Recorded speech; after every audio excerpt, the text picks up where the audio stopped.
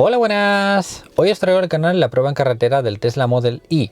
En la descripción vais a tener una revisión en profundidad en donde os enseño absolutamente todo: sistema multimedia, botones, huecos, maletero delantero, trasero, todo. Espacios traseros, espacios delanteros, regulaciones de los asientos. En este nos vamos a enfocar un poquito en las sensaciones que me transmite, los consumos, y voy a hablaros un poquito de lo que opino sobre conducción autónoma, porque bueno, más o menos no sabría si deciros que añadierais el paquete de conducción autónoma. Hablaremos de ello ahora. Lo hay en dos formas diferentes técnicas: la versión de gran autonomía y la versión performance. La versión de gran autonomía tiene entre 507 y 537 kilómetros de autonomía, dependiendo de las llantas. Y es que tenemos dos opciones de llantas, unas feas y otras muy feas.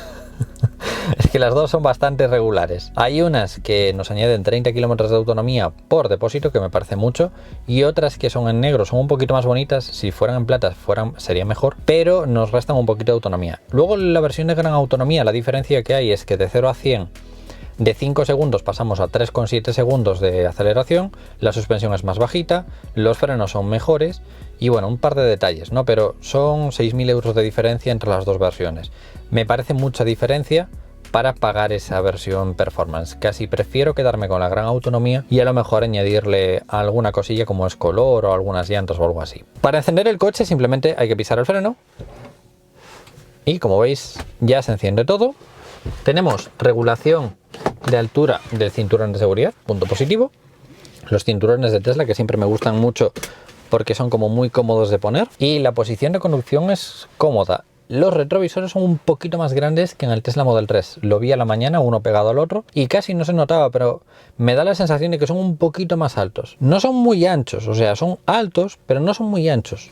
Habría estado mejor lo contrario, ¿no? Que fueran un poquito más anchos. Si ponemos reversa, se nos activan las cámaras, la trasera y las laterales, para ver hacia la parte trasera con el sensor de proximidad que nos va diciendo los centímetros. La verdad es que ahí está muy bien cómo se ve todo el diagrama del coche y demás. Ahora, cuando conduzcamos, en la parte izquierda os voy a poner la conducción, que no se puede cambiar, esto siempre es así. Arriba siempre nos va a poner la velocidad a la que vamos y ya iréis viendo ahora, ¿no? Pero aquí nos va a ir poniendo si lo tenemos con la conducción autónoma o si le tenemos la velocidad registrada.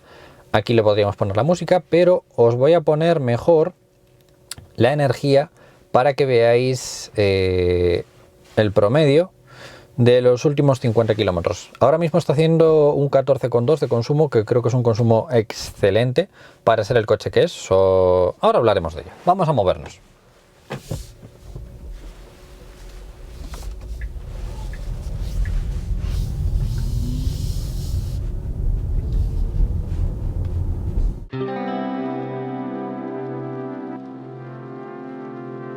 Primer detalle en el que nos fijamos es en la retención que hace este coche.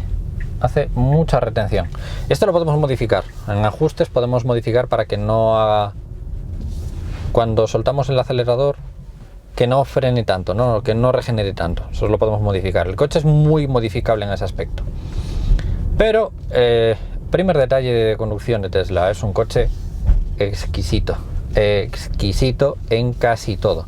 O sea, filtra perfecto, es súper silencioso, está muy bien insonorizado, muy bien aislado. En general no veo así que tengan muchos problemas en cuanto a construcción del coche, ¿no? Porque siempre hay mucha gente que me manda vídeos que hace la gente de que, bueno, lo de siempre, ¿no? Que si hace muchos ruidos, muchos crujidos, muchos grillos. Yo no escucho nada, o sea, es decir, he toqueteado todos los plásticos y yo no veo esos crujidos y esos defectos que se suelen enseñar en muchos vídeos. Si escucháis algo, es mi cámara que cruje como siempre, o sea, eso es lleva así toda la vida. Primer detalle del coche: 64.000 euros. Madre mía, 64.000 euros. Es caro, ¿vale? O sea, yo cuando piensas en un Tesla Model 3 y piensas en esa cifra de los $33.000, que luego llega a España, lo tenéis en el canal, el Tesla Model 3, llega a España por 45 y luego te lo suben un poquito y le añaden así un par de detalles y se va a 64.000 euros. Lo veo que me quedaría con el Tesla Model 3 por el precio, es mucha diferencia de precio. Pero es cierto que no tiene rival a día de hoy. Yo creo que es mejor en prácticamente todo que casi todos, porque estaría a lo mejor el Mustang Mach-E. El Mustang Mach-E es más coche normal, este es un coche más futurista en cuanto a botones y demás, entonces dependiendo de cada persona igual os lo recomiendo o no. Si sois personas un poquito más clásicas, pues la verdad es que la pantalla se hace un poco compleja al principio, mientras no te habitúas a ella. Una vez que te habitúas, si quieres activar el clima, simplemente le das al clima y ya está. Si quieres subir o bajar la temperatura, subes o bajas, y si quieres modificar algo más, pues lo modificas ahí. ¿Es difícil? No, para nada es difícil. El acompañante, pues más de lo mismo. Es acostumbrarse a ello, ¿no? Es encontrar el punto y ya está.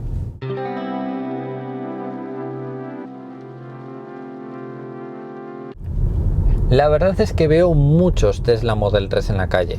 De hecho, hoy en el concesionario de Tesla había muchísimos Model 3, ningún Model S y ningún Model X. O sea, todos los que había allí eran o Model 3 o Model Y.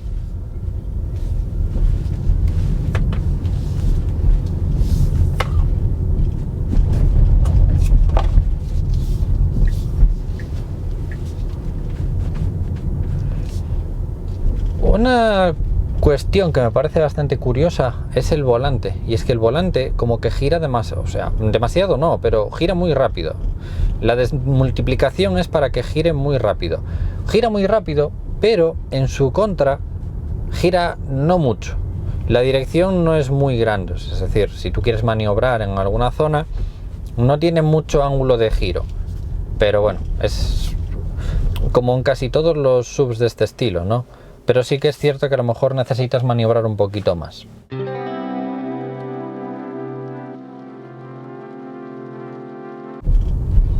Como veis, el radar es que lo detecta todo, lo coge todo, todo lo que hay, todo lo detecta. Si es camión, camión, si es una señal, señal, si es una persona, si es un cono. La verdad es que el radar es una locura en ese aspecto. El control de velocidad automático por ciudad tampoco nos lo recomiendo mucho, porque igual en Estados Unidos está bien programado para las calles de Estados Unidos, pero sí que me doy cuenta de que a lo mejor llego aquí a algún cruce, que a lo mejor hay líneas amarillas en el suelo, y como no sabe qué hacer, se desconecta, ¿no? Entonces sí que es cierto que dentro de poblado no os lo recomiendo demasiado, porque ya os digo que no se lleva muy bien con las calles.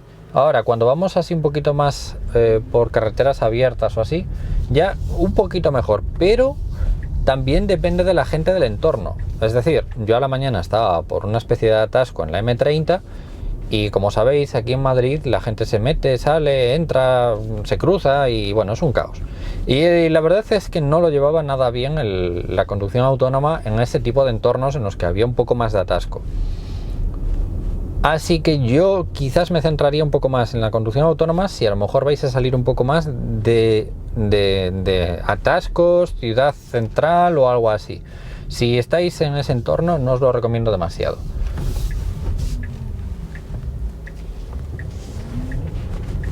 Luego, la aceleración de este coche no es la del Performance, pero la verdad es que no tiene queja ninguna. Aceleración de 0 a 100 en 5 segundos. Creo que es suficiente, ¿no? 3,7 segundos ya lo veo demasiada potencia para este tipo de coches. Creo que es suficiente. Estuve leyendo que creo que va a salir una versión un poquito más inferior con tracción trasera en vez de tener tracción delantera y trasera, o sea, motor dual. No sé si llegará a España porque es igual que el tema de las 7 plazas. No sé si llegarán las 7 plazas a España. Pone que igual llega en un futuro la versión de 7 plazas, al igual que pone que igual en un futuro llega la versión de tracción trasera. Pero bueno, no sé, es cuestión de esperar. Aún así, no sabría deciros. El motor dual anda muy bien. Pero habría que ver y probar esa versión con tracción trasera.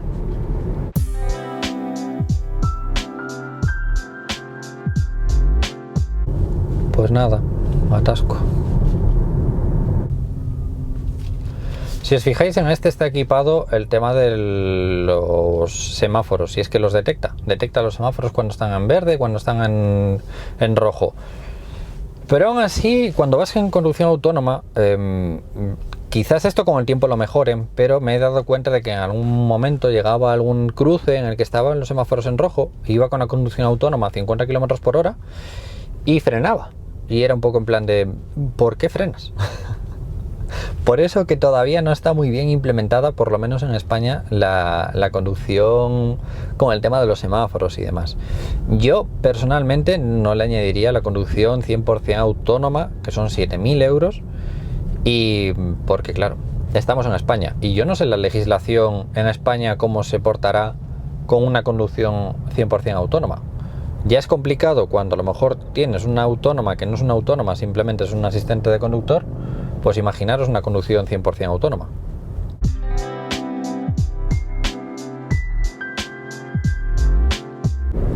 Siempre recuerdo Tesla como un coche muy cómodo, muy confortable de conducción, pero siempre se me olvida lo bien que va en general y lo cómodo que es y lo confortable que es. En parte por los asientos. Los asientos son súper cómodos, son súper confortables.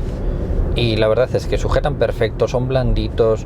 Me parece que Tesla está siempre muy bien estudiado, muy bien construido en general. Si le activamos la conducción autónoma, por entornos abiertos es una maravilla. O sea, es decir, si vais a andar por entornos abiertos, esto es una gozada. Una gozada. No hay marca que le haga sombra a la conducción autónoma de Tesla. El volante lo gira perfecto, sin tirones, lo controla perfecto. Pero es eso, hasta llegar a algún cruce o algo así.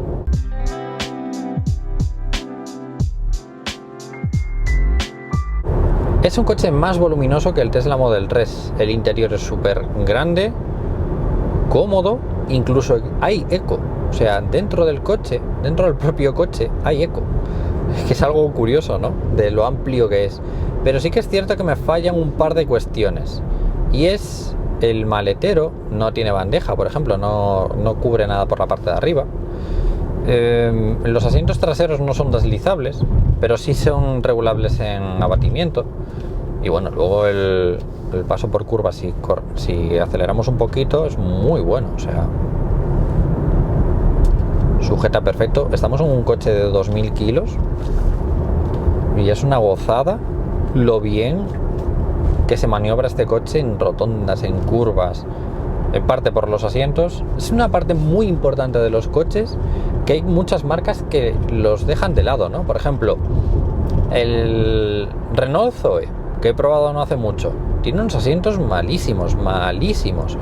Y si a ese coche le pusieran unos asientos buenos, ganaría muchísimo, ¿no? Entonces creo que unos asientos son algo muy importante en un coche. Ahora, cosas que me faltan quizás en este coche. Me falta quizás el head-up display, porque es cierto que aquí tenemos algo de información, pero el head-up display, por ejemplo, que tenía el Ford Mustang Mach-E, era una gozada. Era una gozada tener toda la información delante, incluso tenía realidad aumentada en el propio head-up display. Entonces yo creo que le falta un head-up display a Tesla para tener un poco más la información delante. Es un coche súper ágil de conducir, súper ágil de conducir. Ya os digo, a la mañana estaba en el atasco, y típico atasco en el que a lo mejor te metes o se meten, ¿no? Y siempre pues buscas un poquito más de agilidad, de aceleración para incorporarte rápido. Y la verdad es que es un coche tan ágil, madre mía, es súper cómodo de conducir y en casi todos los entornos. No se me haría... El único entorno en el que sería un poco más complicado sería a lo mejor en una zona un poco más cerrada, por el tema de la dirección, ¿no? Que no tenga tanta maniobrabilidad.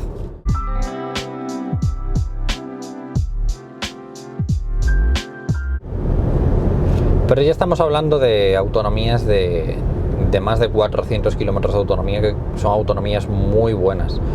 Y estuve leyendo que la carga de este coche, carga rápida en supercargadores de 250 kilovatios, te puede llegar a cargar en menos de 20 minutos como 200 kilómetros de autonomía o algo así. Me parece algo que está muy bien.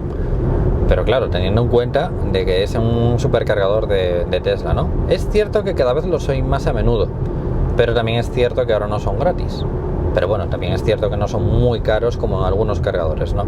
Nada como que cargar en tu casa, lógicamente.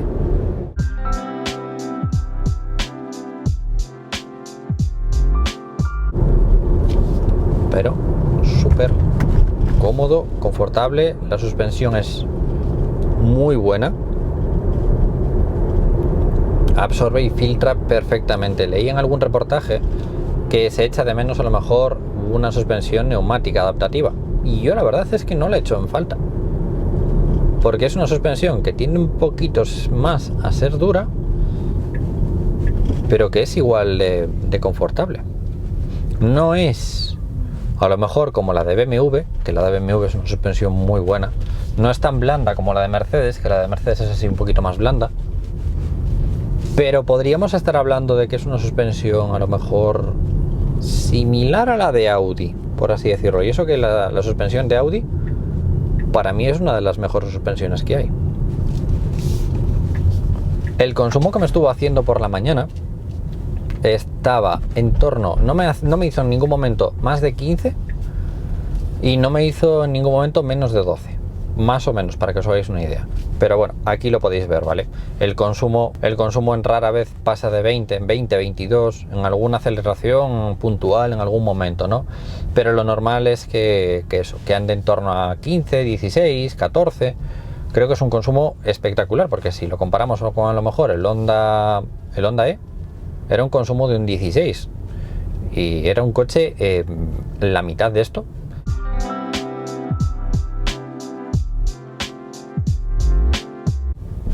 Pros y contras del Model Y.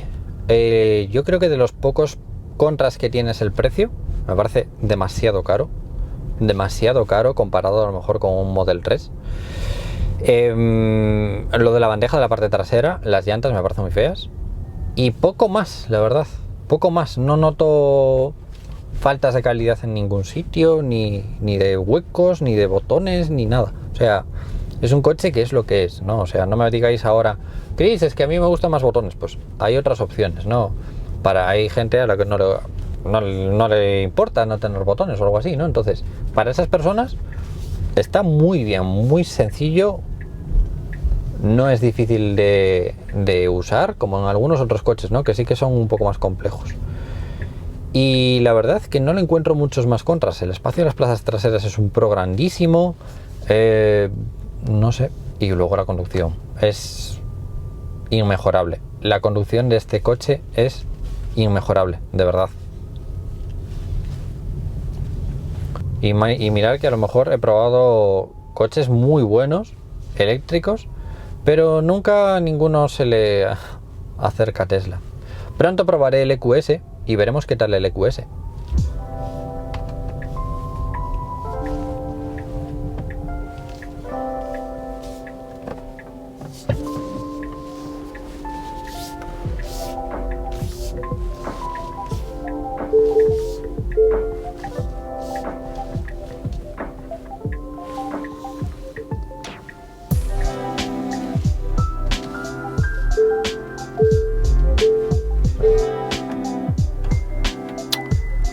Y listo, ya hemos llegado.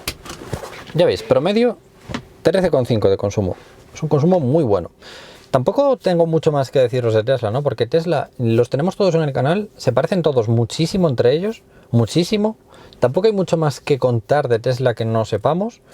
Y bueno, la sensación que me dio, a diferencia del Model 3, es que es un poquito más alto, un poquito mejor de visibilidad, por así decirlo. Noto que es más alto, simplemente eso. No noto diferencias dinámicas, ni en ruido aerodinámico no he notado nada, cero. O sea, a 100 km por hora, tampoco he conducido mucho más rápido. Bueno, sí, a la mañana en algunos tramos a 120 km por hora. Tampoco he notado nada aerodinámico, ningún ruido, ni nada, cero. Entonces, tampoco hay mucho más que deciros, ¿no? Combinar un poco la del Model 3 con las sensaciones que me transmitió el Model Y. y a la espera de que salga el roadster. Chicos, como siempre os digo, si le dais a me gusta, comentáis o compartís, os lo voy a agradecer mucho y nos vemos en próximos vídeos. ¡Un saludo!